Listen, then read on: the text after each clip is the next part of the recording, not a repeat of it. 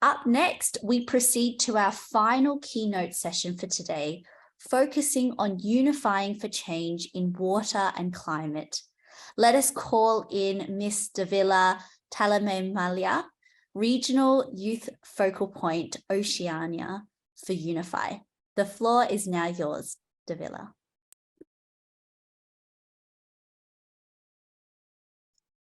Hi, thank you so much. It's such an honor to be here as one of the keynote speakers. So as mentioned, my name is Davila and I am from Fiji, the Regional Youth Focal Point for the United International Federation or Festival of Youth for Water and Climate. So Unify is the official youth constituency for the Water and Climate Coalition.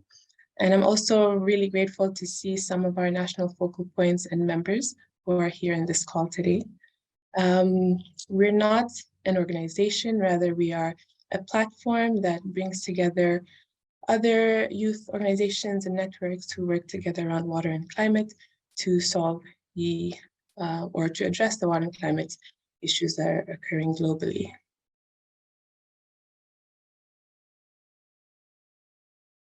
All right, so Unify actually currently has around 7,000 members, representing 140 plus countries with 86 national focal points and 2 publications.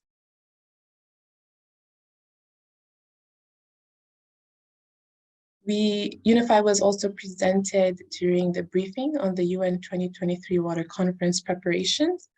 This actually occurred last year in around April. And we've also been engaged in the Dushanbe water process, which took place June of last year, and which we were actually mentioned in the final declaration, which states we support and encourage the participation of young people to play an important role in the UN 2023 Water Conference, and further note with interest of the development of a water and climate youth development plan and agenda. So some of our key milestones, we've been actively and meaningfully engaged in various events globally. As you can see in the slide, we've been a part of the EarthX Global Youth Summit in Dallas, Texas. We were a part of the Dushanbe water process, as mentioned earlier, in Tajikistan. Also part of the high-level political forum in New York. And next slide, please. Also the UNGA 77, which was also New York. We were also co-organizers of the Regional Conference of Youth for Asia and the Pacific in Leyte, Philippines. Also, we were part of the World Water Week in Sweden and the One Young World in Manchester, UK. We've also been engaged in the WMO Hydro Hub Youth Symposium, which was in Switzerland, Geneva, Switzerland. And of course, we were part of the COP27 in Sharm el-Sheikh, Egypt, and even the Conference of Youth, or COI 17, which happened a few days earlier as well, and the African Youth Climate Hub event in Morocco. So when discussing, so as mentioned in the previous slide, I discussed about the Water and Climate Youth Development Plan and Agenda. So here I'll provide more insights on how the survey was created and what it actually is. So our team collected various inputs from different water and climate experts. And we also collected inputs from reviews, articles, and other scientific papers. And from those, we came up with existing gaps and challenges that youths currently face at a local, national, and global level. So the gaps and challenges were then placed into a Google form, and we collected inputs from youths across the globe. And from these responses, we came up with 5 problem dimensions and possible solutions. As you can see, the problem dimensions are governance, policy, and management, awareness and capacity, climate change in the water sector, water sanitation and hygiene, and youth representation and engagement. Then from these solutions, we had validation workshops where we brought together youths to propose various projects, policies, and programs. And these 3PAs would then be seen as solutions towards the YDPA. So we had validation workshops, which were during the Regional Conference of Youth in Philippines, and even during the Dushanbe water process in Tajikistan, and also during the KOI 17 in Sharm el-Sheikh, Egypt. So as some of you may know, or most of you may know, the UN 2023 Water Conference is actually happening or occurring right now in New York. And it's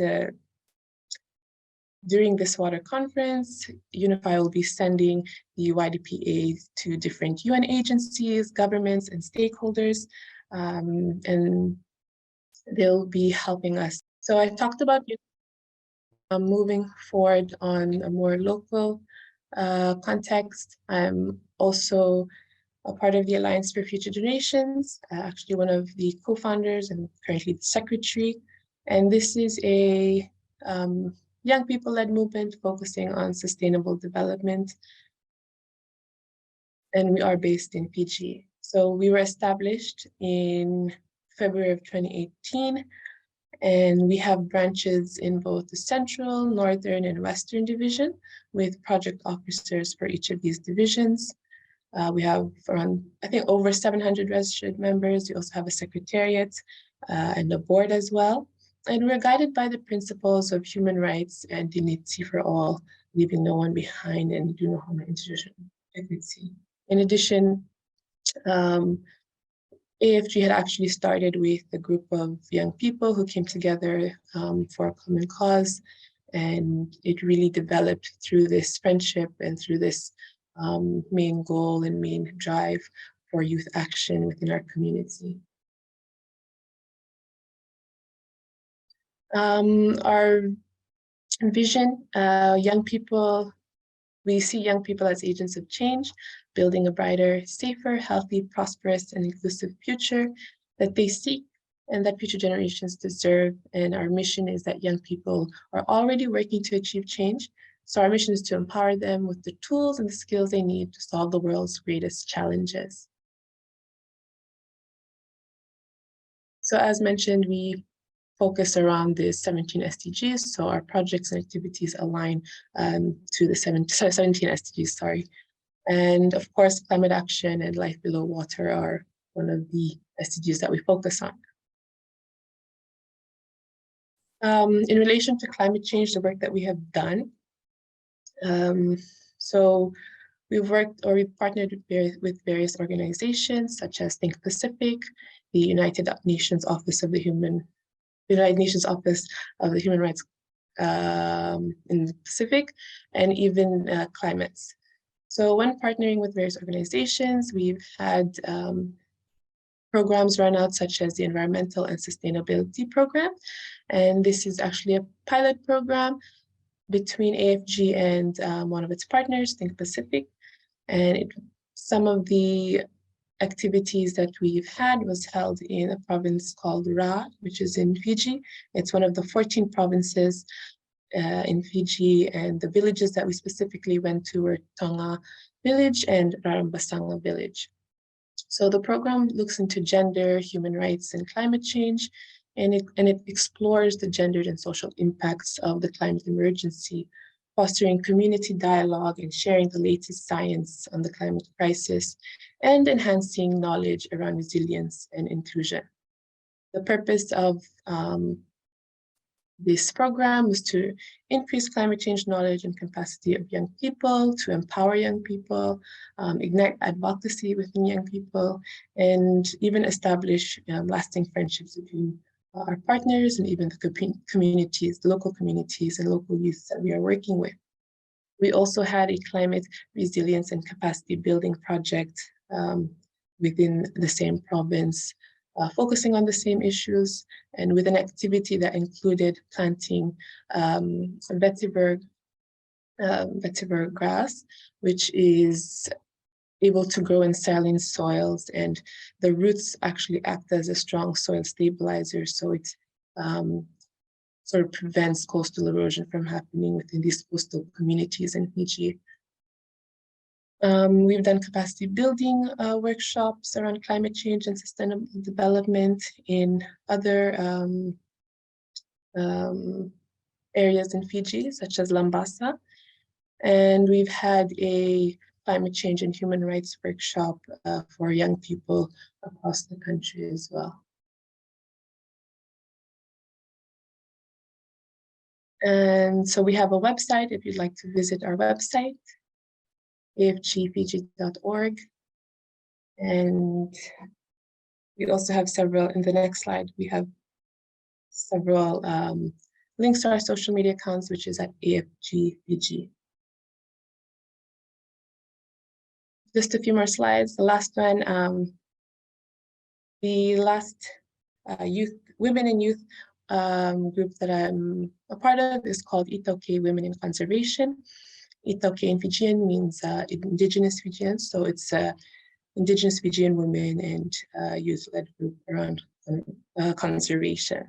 So this as well was a group of university graduates who came together to create this group. So I think this is one of the great things about youth, how creative we are, how energetic we are.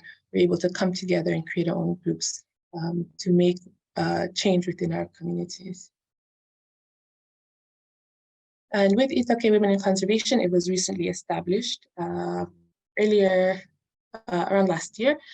We focused on coastal cleanups and mangrove planting. And it's basically a group that focuses on green and blue carbon initiatives and by working with local communities. And we also are working towards documenting Indigenous Fijian knowledge so that we can ensure that this knowledge is kept and is preserved and is able to shared with our younger generations. So we've been a part of coastal cleanups and mangrove plantings with local communities. The photo on the bottom left is our activity with a community in Kinoya, and we have many youths and women there as well. We've done more planting of mangroves and even of fruit trees. This was a recent activity that was done just last week, I believe, in a place called Navua or close to Navua. And with these, we were able to even share the work that we've done with exchange students from abroad and with the local communities as well. We've also, on the bottom left, had discussions with a PhD, an Indigenous Fijian woman who's doing her PhD focusing on traditional knowledge across Fiji, and she's been able to advise the Itoke Women in Conservation on how to go about in regards to doing projects and activities to preserve Indigenous knowledge, to document it across the country, and how we can go about in ensuring that our future generations are able to learn more about our knowledge and to keep it thriving and ensure that it stays within our people, within our communities, and within our country. More photos of our activities and sharing or discussing about the work that we do, and even photos of our members in a group photo on the top left as well. And lastly, if you'd like to learn more about Itoke Women in Conservation, you're able to follow us on Facebook, Instagram, and Twitter. And I think that's all for me. I'd like to honestly, so very grateful to be a part of this. Usually, I've actually been a part of the program as more of as an participant, but to be a keynote speaker is really special to me. And I'm grateful for the opportunity and grateful for the co-organizers who have provided this platform for us. Thank you so much, Davila, for your presentation. As you mentioned, for more information on Unify, Alliance for Future Generations, and Itoke Women Conservation, please check the links shared in the chat below. And thank you once again to all of our speakers this afternoon. Really had a lot of new learnings, stories, and interesting insights to add and expand our perspectives on climate.